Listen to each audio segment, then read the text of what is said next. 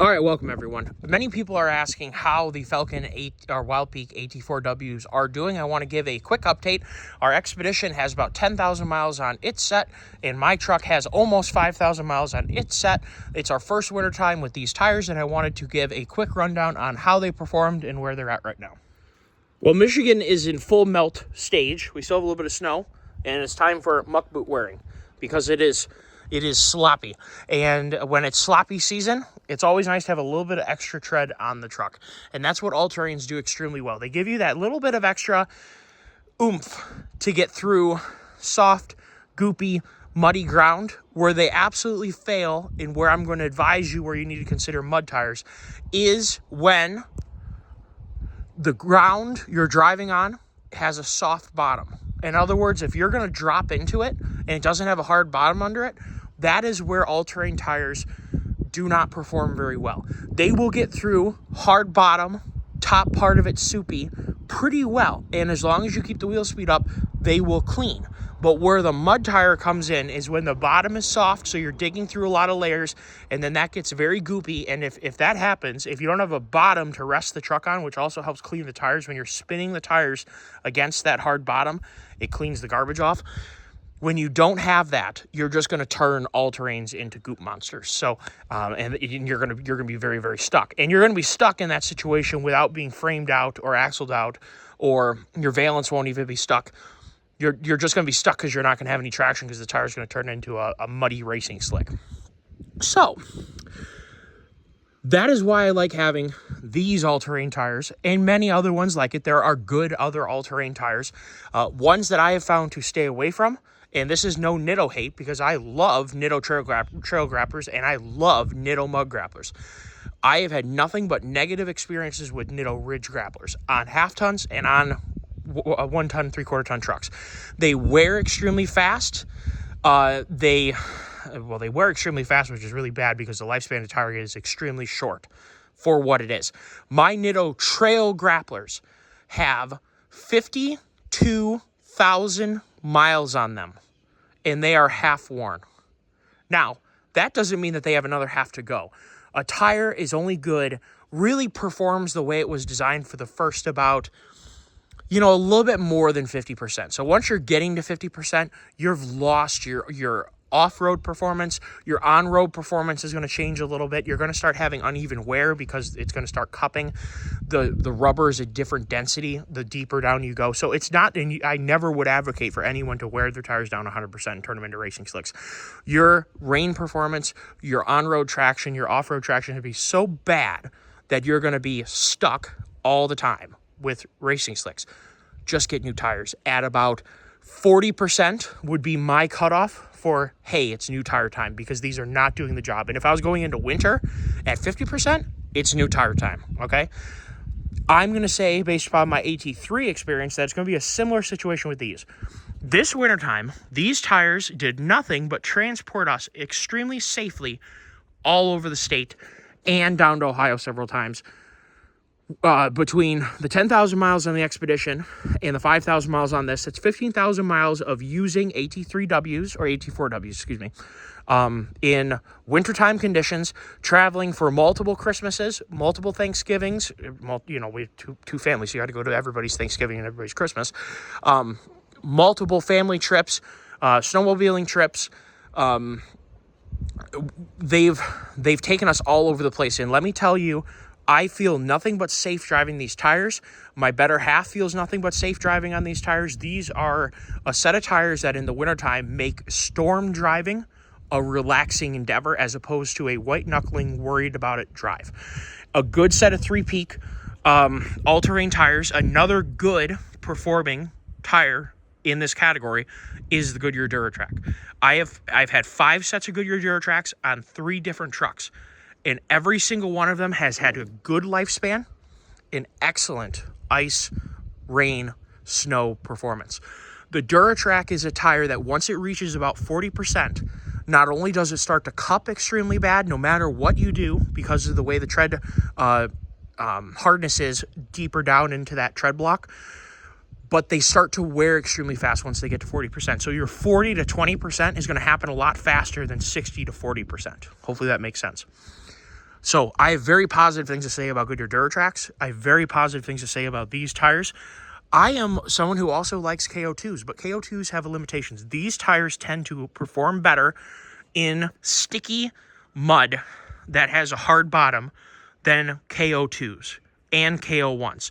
Both BF Goodrich all-terrains tend to get mud impaction on the treads easier than these tires. And I think it has something to do with these structures right here and the shape of the lugs, how they have all different shapes. They tend to push out that mud just a little bit better than I found KO1s and KO2s to be for me. But KO2s, and I'm assuming KO3s now, are also amazing in the snow. My experience with KO2s has been long-lasting as long as you air them down and you're not airing them up too high. The most important thing about, and I've made a video on proper air pressure, I keep this truck when I'm all the time 48 front, 50 rear. That's too high when it's empty. The front could be down at like 40 and the rear could be down at like 35. But I like to not have to air up before I tow because it's annoying. I don't always have air pressure with me when I choose to hook up to something.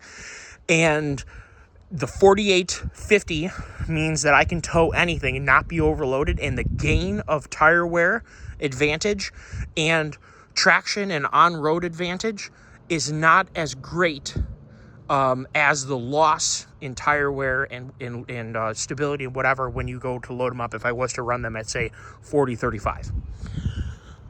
These tires have shown, and as you can see, have a very flat, the contact patch is worn extremely flat. Only the very outside of, my finger's not in the picture, I'm sorry. Only the very outside of the tread block shows that there hasn't been pressure on it. And when you're overinflated, what you end up having is a little bit of cupping on the very, very edge of the tire. And the reason for that, like I told you, when I'm empty, the tire is overinflated. When I'm loaded, it's perfect. The middle of the tire is, when you're overinflated, is bulged up a little bit. The outside is a little bit lower than the top. When you turn, the vehicle's weight tips to the full outside of the tire instead of the tire maintaining a flat contact patch when you corner. That is why the very outermost part of the tread block will get the teeniest amount of scalping when you're over pressure. You will see tires when people are way over pressure, like when they stick to the door sticker, which is not what you use when the vehicle is not loaded to full GCVWR. You will see the whole outer tread block having, even into over here, having scalloping. As you can see, the tread wear, this is the front tire. They've been rotated once.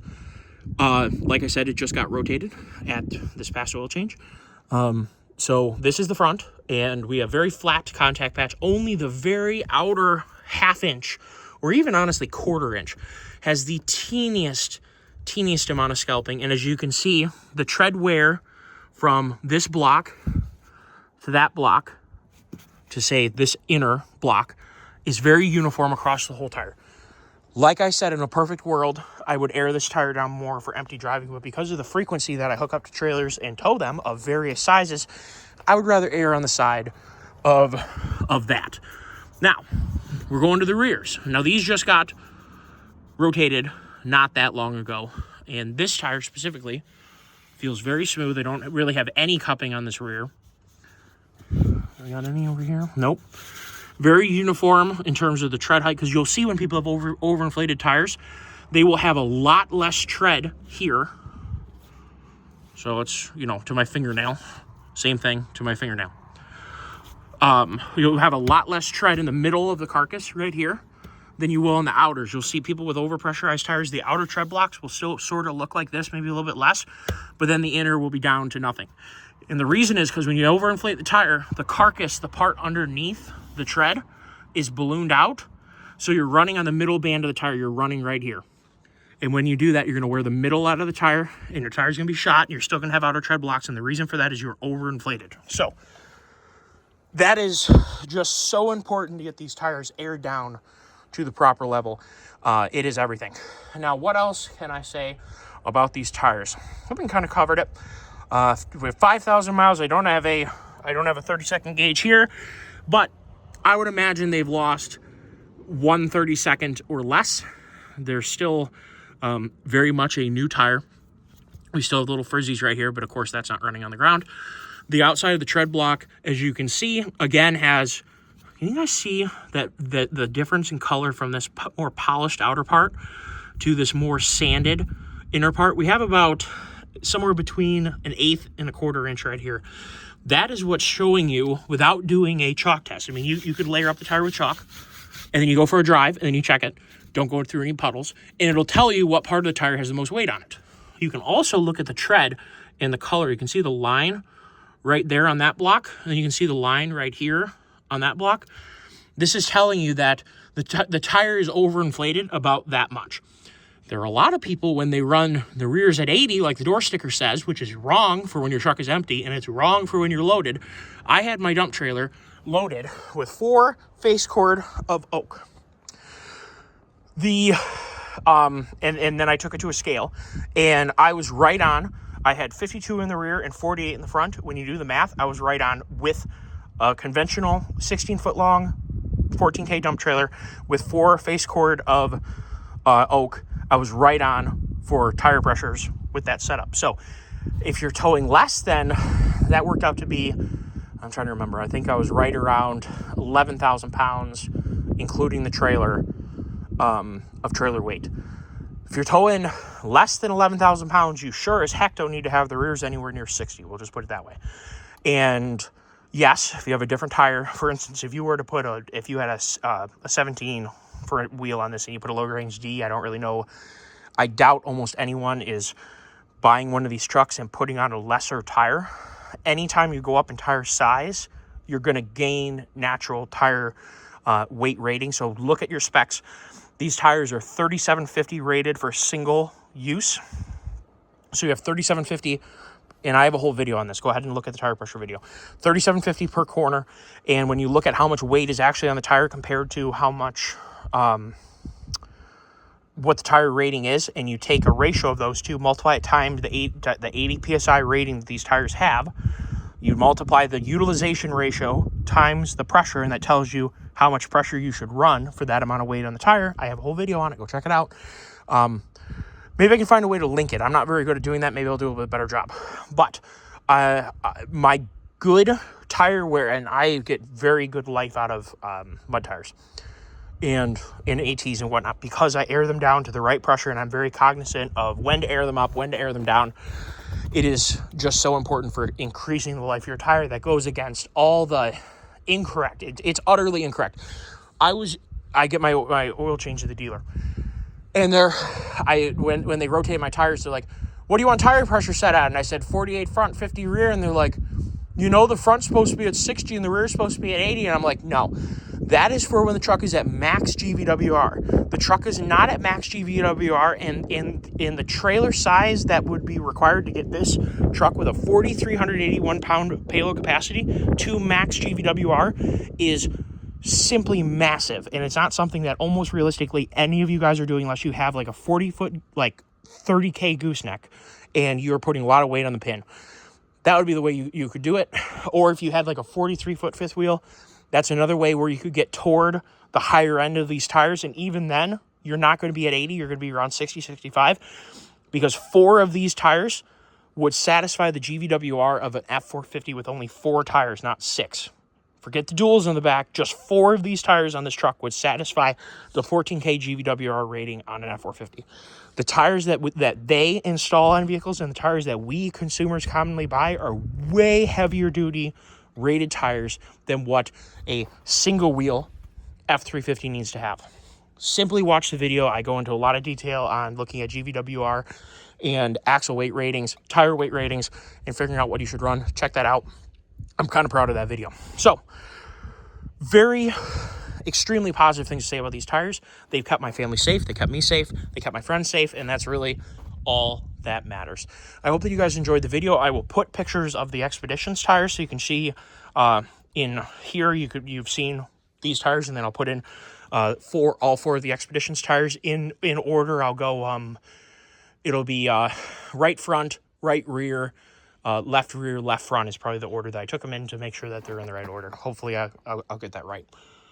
So if anybody has any questions about Falken Wildpeak AT4Ws, put them down below. I have no affiliation with Falken. I simply buy the best tires that I think are on the market for my use, and that lets me say whatever I want to say to you guys. I'm not affiliated with Falken. I would love to be in the future because I would love to test all their different tires, and I can't afford to do that.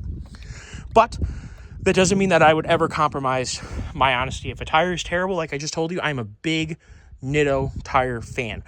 The Mud Grappler is simply the best constructed DOT rated mud tire you can buy, period. It is the best in the mud, and at the same time, for its performance in the mud, it is the best handling on an off-road tire, towing, the best tread wear you're going to get when you air them down correctly. If you overinflate Nitto mud graps, they blow the middles out of them. They'll be worn out in 25,000 miles. If you air them down, they're 40 to 48,000 mile tires all day long in a heavy-duty truck, being used as a heavy-duty truck. My Nitto trail graps, 50,000 mile tires at least. I would totally put those tires on another truck right now and continue using them. They're currently on my wheels that are in my shop because I traded in the black truck, and as you guys know, I had those methods, those bronze methods with those tires on it. They are really good tires.